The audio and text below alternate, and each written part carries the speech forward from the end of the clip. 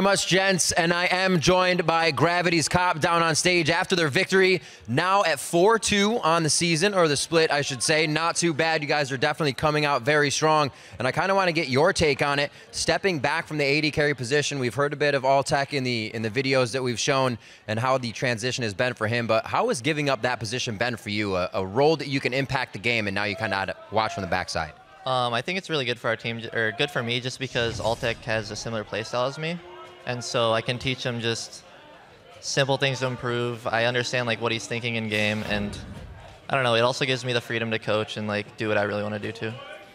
Now, coming in as a coach, are there any kind of worries that have been tacked onto that? You see that other teams are still doing things well that you guys are trying to catch up on? Or are you actually happy with the growth right now? I'm actually really happy with the growth just because, I don't know, I feel like we're pretty clean on the early game, and like every rotation that we need to do, how we react to like a 2v1, pretty much like every scenario they seem pretty prepared for, so I think we're doing pretty good right now. And obviously being the AD carrier player yourself, how much do you offer to the other players on the team about their roles, about positioning, or do you kind of leave that up to the analysts? For like Keen and Move, I kind of let them work together just because Move doesn't speak very good English, and so they just help each other, and then if I have like a question, I'll just get Keen to translate for me, and then I pretty much work with everyone like at the same level, but Bunny I work on with more just because we're trying to get him shot calling, and that's my main focus. Definitely a difficult thing to kind of instill into somebody, but it's been going well even with switching up the roster. Final question for you guys, looking forward, team solo mid next week. How are you feeling about those matchups? I think we have a lot to learn this week, but we feel pretty confident against them. All right, Cop, congratulations on the win for the team. Hope you guys can keep the record going. Right now we're going to throw it to the analyst desk to break down that game and a bit more. Thank you, Riv. A slow bleed there for Dignitas, really showing how comfortable Gravity can play when they have that gold lead.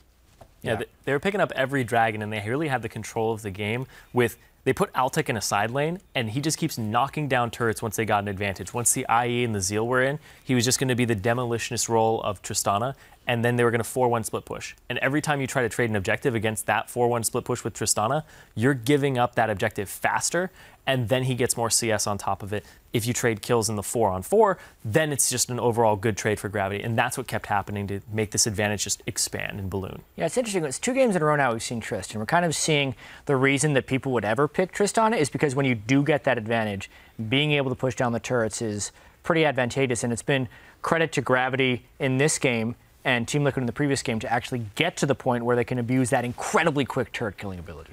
Yeah, and what's interesting is on the other side of the map, we have Dignitas, who were struggling with those early deficits, but I want to look at the integration of Helios, because we bring him in, and we've had 1 successful game, 1 unsuccessful game in terms of win-loss, but the pressure has been somewhat lacking.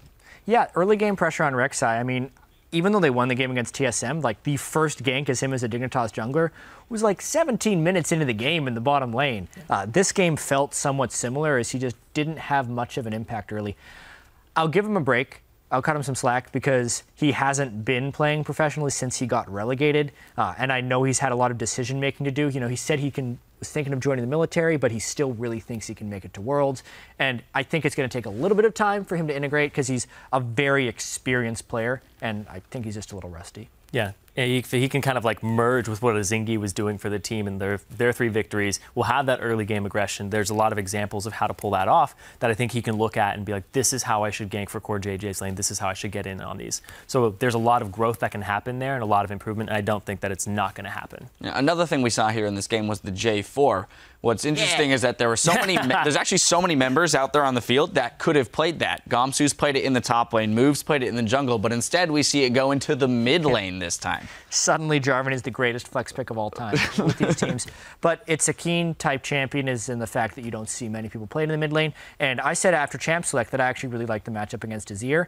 It's something I experienced a little bit early on with Azir when Jarvan was still a big time jungler like in solo queue and you'd build Ravenous Hydra. Because once you build a little bit of damage onto Jarvan, he can pretty much just chaos dunk Azir anytime he wants. And we ended up seeing that over and over again where the Azir would just get completely blown up because Keen was just AD Jarvan. And it's easy. And it wasn't always the Azir either. It was like, oh, whoever's here, just take that, Annie, take that. It was awesome to watch that. Just once he got ahead and snowballed, pushing the advantage from Gravity was something they did very crisply. Yeah, I do want to jump into our replay. We're going to 33 minutes into the game in the mid lane, and this is Dignitas looking for somewhat of a desperation engagement here, but in a sense, not respecting this damage that can come out of the Jarvan. So, Jat, we're going to throw this up on your screen. I'm going to let you take this one. Yeah, and this was also a pretty poor play by Team Dignitas to eventually roll into this fight, because they've been waiting for so long to find a fight that they kind of overcommitted in this sense. So they did get a flash Tibbers, and they thought they caught all tech, but once that initiation didn't happen, Team Dignitas should have stopped. Now they are exposing themselves to the Jarvan flank, which is pretty immense. They click on Shifter, knock him up not once but twice, and even though, you know, he flashes away, he's really not able to do that much more. The dunk goes through. Emperor's Divide late. By the way, Jarvan can ult through the Emperor's Divide because the Jarvan ultimate is immune to CC while he's channeling it, so they just easily ace them, mainly because the beginning initiation there from Kiwi Kid failed, and Dignitas failed to respect the Jarvan. Yeah, there's some really good signs of life there for Dignitas, though, because yesterday they won off of decisiveness in their calls, and right there, they saw Jarvan go bottom. They're like, oh, 4-on-5, rush the mid, rush up the gut. It's what worked yesterday, and it was really kind of Gravity just playing dead for them, and then they all collapsed, and that's really what it is. So, like, Dignitas, good job there with the decisiveness that they are going to fight this, but it was good by Gravity to bait it out. Yeah, so some learning points there for Dignitas out of this game. Solid victory for Gravity, walking away, moving up the standing. We still got more action coming your way. Up next, it's Counter Logic Gaming as they take on Enemy Esports. Stay with us.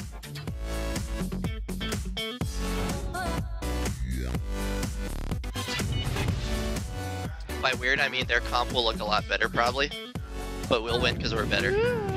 Are you sure about that? Yes, we'll win They are because we're kind better. of first place and beat TSM yesterday. Yeah. Yeah. Then we saw Bunny Fuku has aggro and he's getting exploded. The Annie's stun, plus the turret damage will not quite take him down. Yeah. Hold it till you guys ready? I'm going. Okay, nice. Azir, careful. Azira's nothing, Azira's nothing. Azira's barrier. Nice. Maokai up here, Maokai up here. Yeah. Maokai. I don't hold Zero.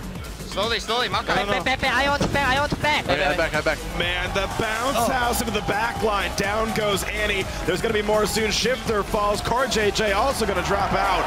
Gravity will move on to a tie for second place with this win.